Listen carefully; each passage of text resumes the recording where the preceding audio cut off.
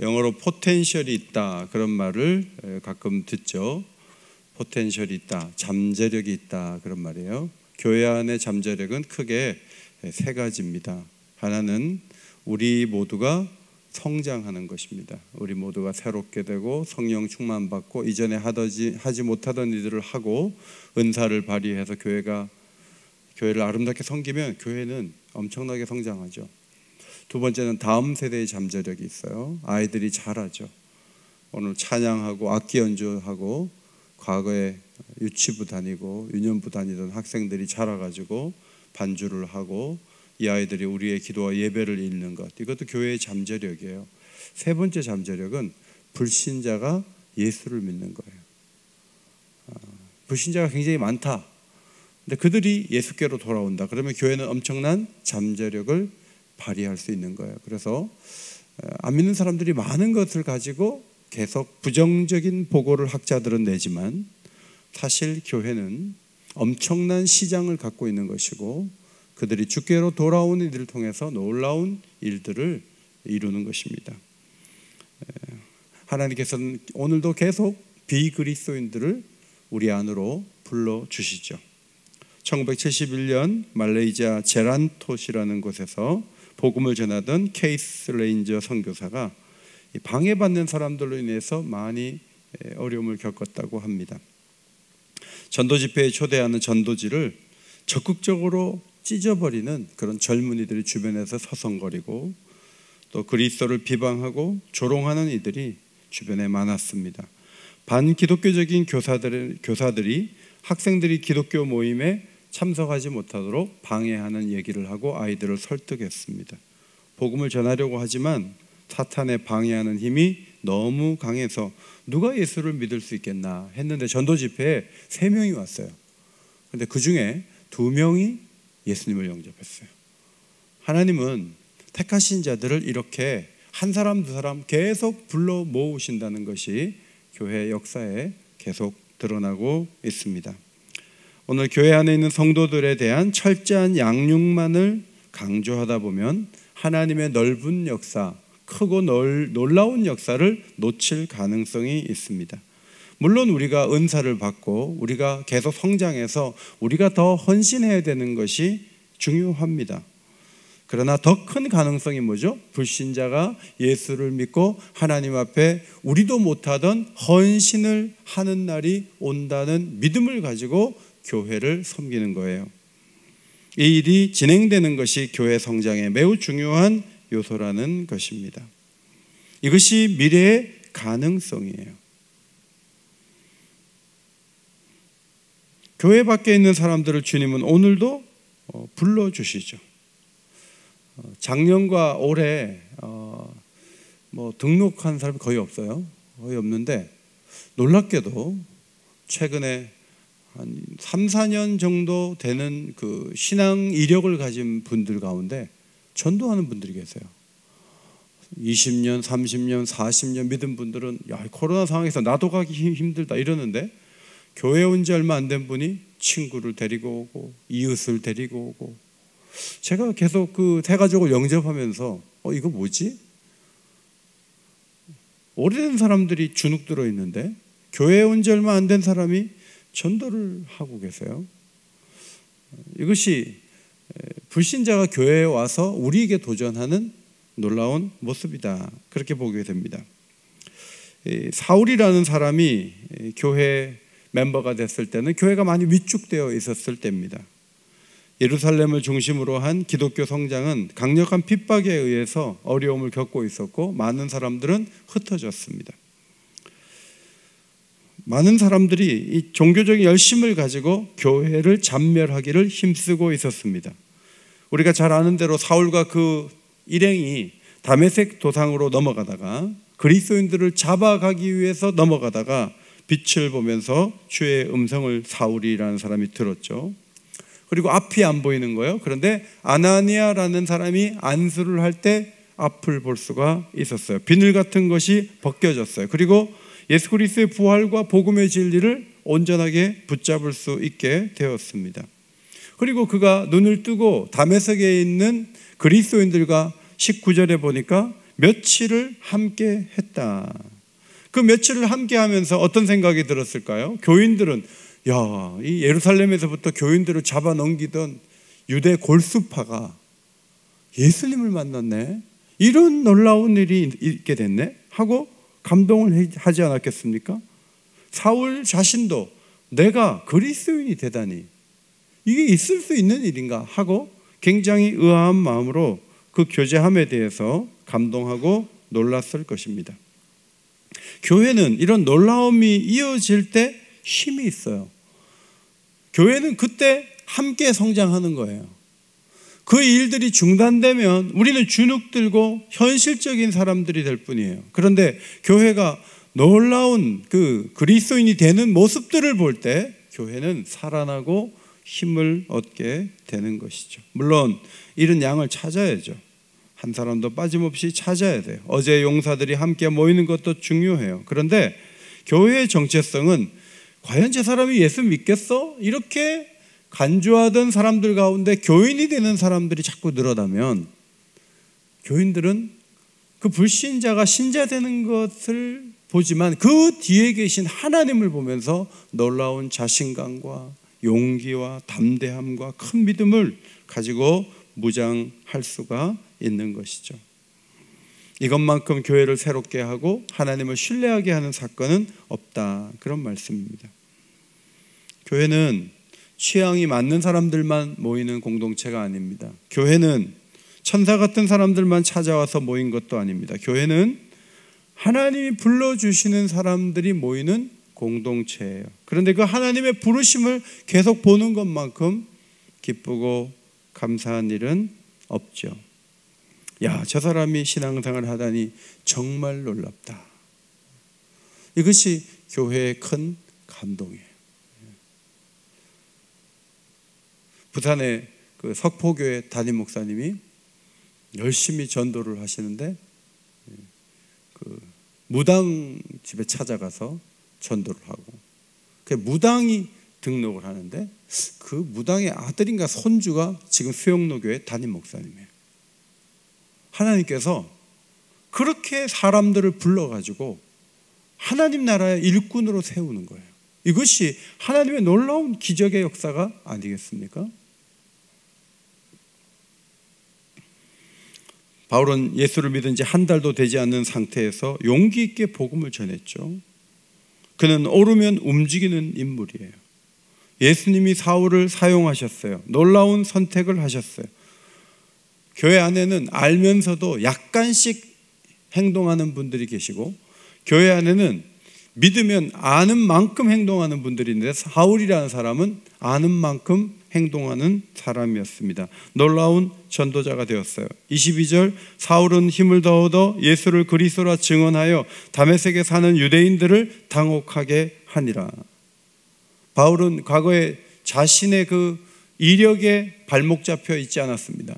힘을 얻었어요. 그리고 예수를 그리스도라 증언했어요. 아니 며칠 전까지 그렇게 비난하던 사람이 예수를 증언하다니 유대 교인들이 미워하고 죽이려고 했어요. 그럼에도 불구하고 그는 성령의 인도함을 받아서 복음을 담대하게 전했습니다. 그는 주일학교 출신은 아니었습니다. 그러나 온 세계에 놀라운 선교의 밑그림을 그리고 많은 편지를 보내면서 그것이 결국 성경으로 들어오는 놀라운 일들을 이루는 대단한 저술가요 전략가가 되었습니다. 교회 안에서 사울이라는 사람이 예수 믿으면 이런 큰 인물이 될 것 같아 이렇게 예상한 사람은 한 사람도 없었어요. 그런데 그 가능성을 우리 주님이 보시고 그를 부르셔서 놀라운 일을 이루셨죠. 오늘 교회 안에 있는 우리가 생각해야 될 게 뭐예요? 우리끼리 뭔가 열심히 더 헌신해 보자. 훌륭합니다. 그렇게 해야 되죠.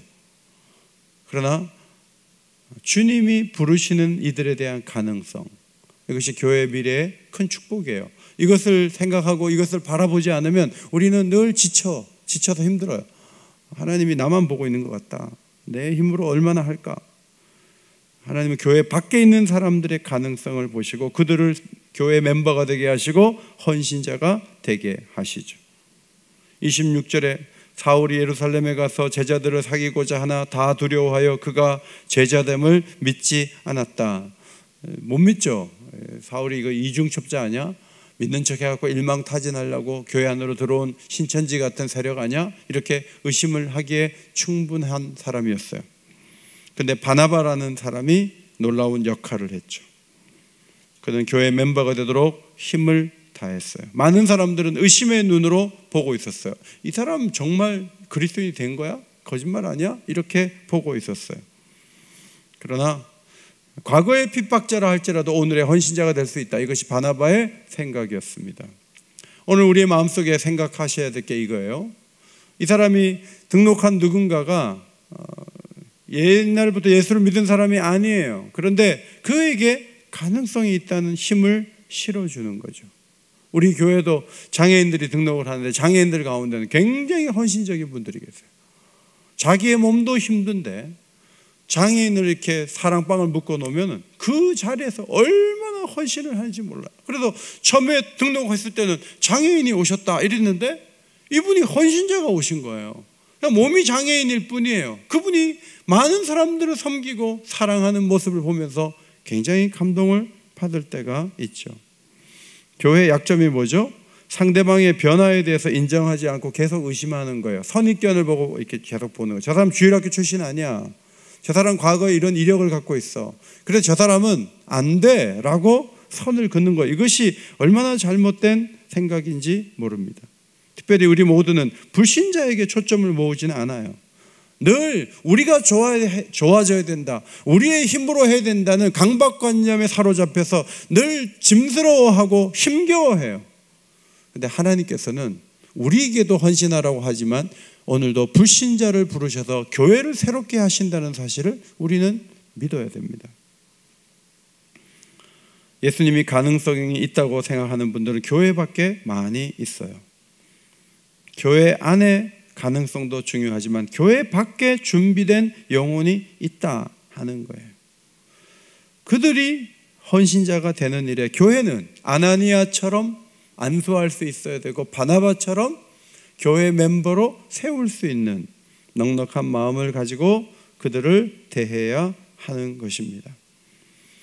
교회 밖에서 교회에 들어와 일꾼이 되는 주님의 손길을 이해하고 그 문을 열어놓지 않으면 교회는 엄청난 잠재력을 놓치는 결과를 초래합니다.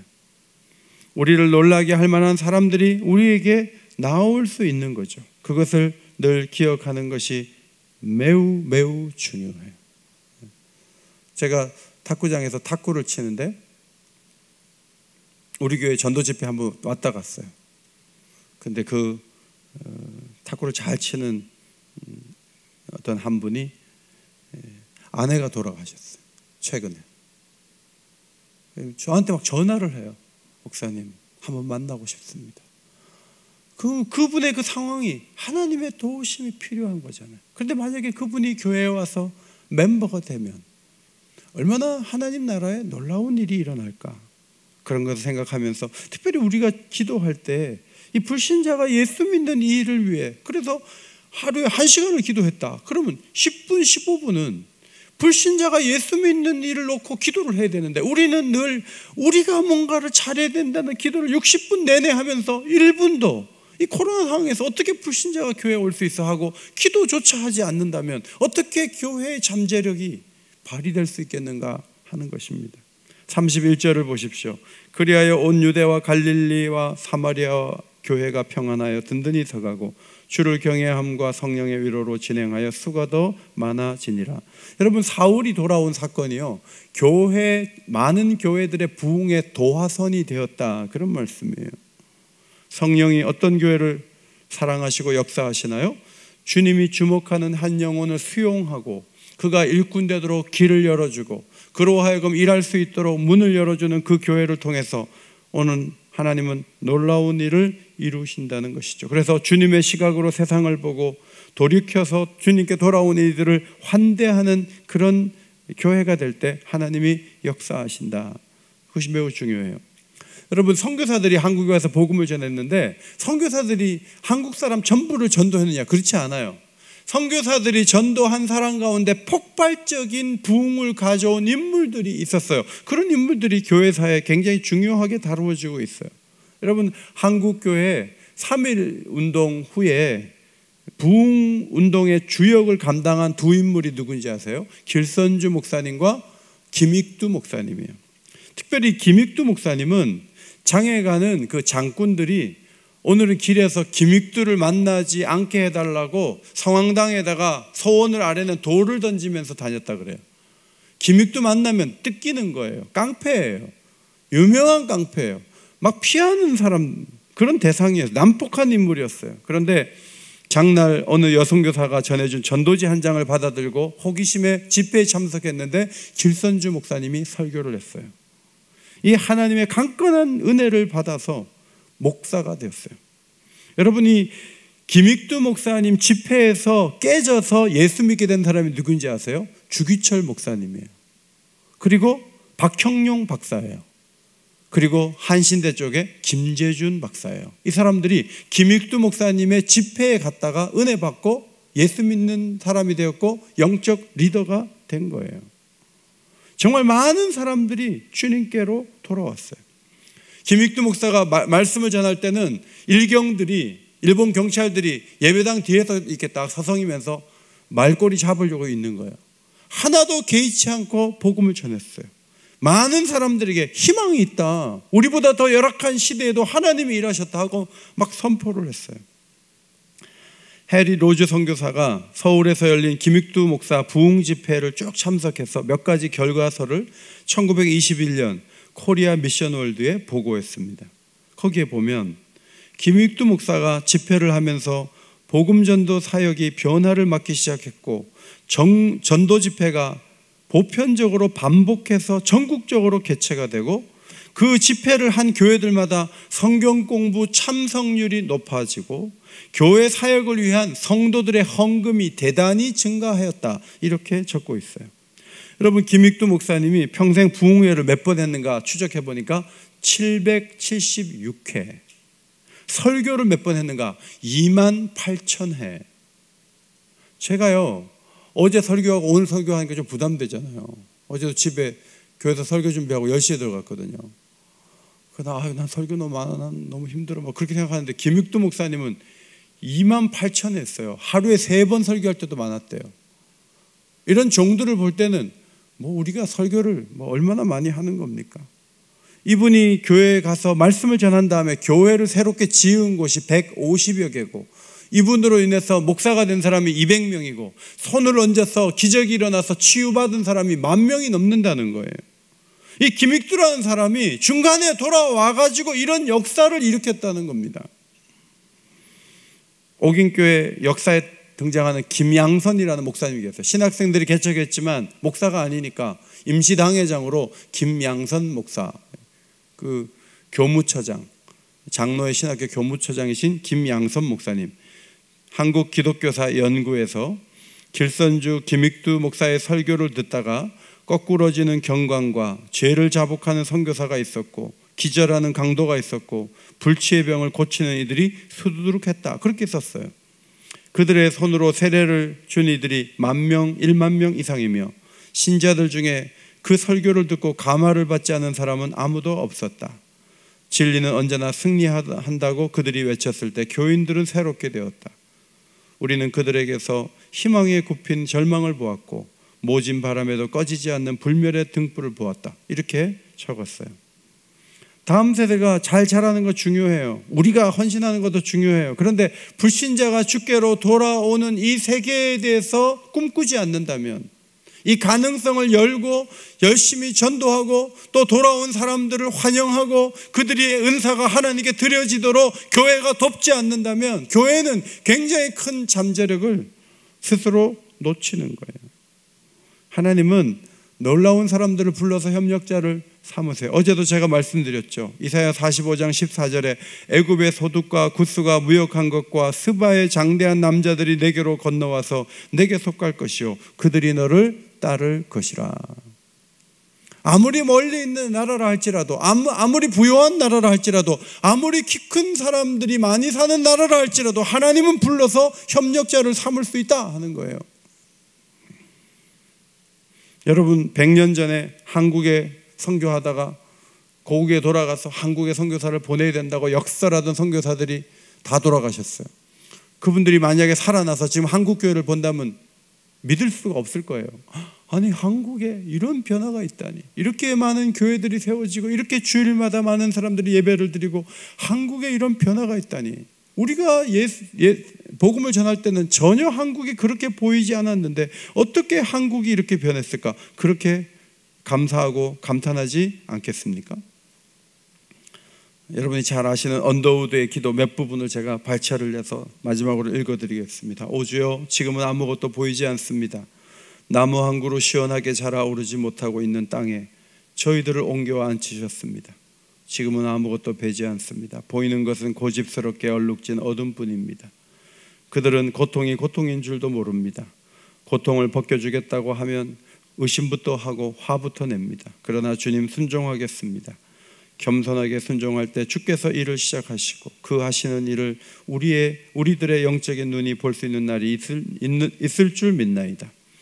지금은 우리가 황무지 위에 맨손으로 있는 것 같사오나, 지금은 우리가 서양 귀신 양기자라고 손가락질 받고 있사오나, 저들이 우리 영혼과 하나인 것을 깨닫고 하늘나라의 한 백성 한 자녀임을 알고 눈물로 기뻐할 날이 있음을 믿나이다. 지금은 예배당도 없고 학교도 없고 그저 경계와 의심과 멸시와 천대함이 가득한 곳이지만 이곳이 머지않아 은총의 땅이 되리라는 것을 믿습니다. 주여, 오직 제 믿음을 붙잡아 주소서. 언더우드 선교사가 선교할 때 한국교회의 모습이에요. 아무런 희망이 보이지 않았어요. 귀신 들린 사람이라고 손가락질을 당했어요. 아무 소망도 없었어요. 그러나 머지않아 은총의 땅이 되리라고 믿습니다 했는데 2만 명 이상 선교사를 파송하는 선교 대국이 된 거예요. 역사와 전통이 있는 곳에서만 하나님이 일하시는 게 아니에요. 하나님은 오늘도 불신자를 불러서 새로운 역사를 써내려갈 수 있는 지혜와 능력을 갖고 계세요. 여기 주일학교를 이끌어가는 교역자들이 있고 부장님들이 계세요. 숫자가 너무 적다. 어쨌든 잃은 양을 찾아야 된다. 그런데 또 하나의 세계가 있잖아요. 안 믿는 애들이 많다는 거예요. 교회 안 다니는 학생들이 많다는 거예요. 청소년 가운데 3.5%만 교회를 다닌다고 하면 나머지 96.5%가 주님 앞에 올 수 있는 문이 열려 있는 거예요. 그들을 주께로 이끌어내므로 다시 한번 부흥을 꿈꾸고 경험할 수 있는 것이죠. 선교를 할 때도 캄보디아에 언제까지 우리가 도와줘야 되냐 이렇게 생각하지 말고, 하나님, 이 동남아시아에 캄보디아가 중심 국가가 되게 해주십시오. 캄보디아에서 많은 선교사를 파송할 수 있도록 도와주옵소서. 우간다를 위해 기도할 때 아프리카 중심에 있는 그 우간다가 선교 대국이 되게 하옵소서. 그곳에서 선교사가 배출되게 하시고 하나님의 전진기지가 될 수 있도록 역사해달라고. 늘 우리가 모든 것을 먹여 살리고 모든 것을 우리가 다 해야 되는 것처럼 생각하지 않고 부름받은 불신자가 일하고 선교지가 또 다른 선교사를 파송하는 선교 중심지가 될 수 있는 하나님의 기적의 역사가 지금까지도 있어 왔는데 앞으로도 이 일을 이루어 달라고 그렇게 넓게 기도할 때 하나님이 우리를 살리시고 하나님 나라를 부흥시켜 주실 줄 믿습니다. 이것이 하나님의 잠재력이에요. 이 잠재력을 붙잡고 오늘 이 아침에도 기도하기 원합니다. 첫째로 기도 제목, 복음을 전하는 교회 되게 하소서. 등록한 새 가족들이 더 아름답게 쓰임받게 하소서. 2022년 하나님 예비하신 이들을 불러 모을 수 있도록 그들이 주께로 돌아온 역사가 있게 하소서. 열린 마음과 사랑의 마음으로 불신자에게 다가서고 복음을 전하는 우리 모두가 될 수 있도록 인도해 주시고 더 아름답게 한국교회가 쓰임받을 수 있도록 주여 도와주옵소서. 말씀 붙잡고 간절한 마음으로 기도하도록 하겠습니다. 기도드리겠습니다.